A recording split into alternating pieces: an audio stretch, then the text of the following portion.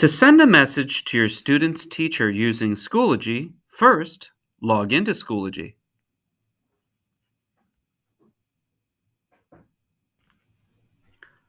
Once you're logged into Schoology, go to the upper right-hand side of the page and make sure that your parent account is the one with the green check by it. And then you can see the envelope, which is the messaging icon. If you click on New Message, you can send a message to a teacher.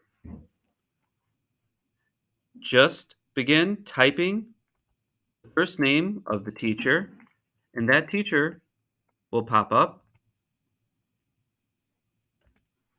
Put a message in the subject line, such as missing assignments, retaking a test, and then enter a message.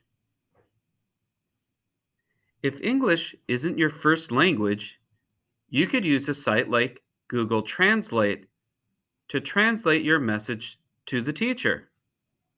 And you could copy paste the English version of your message.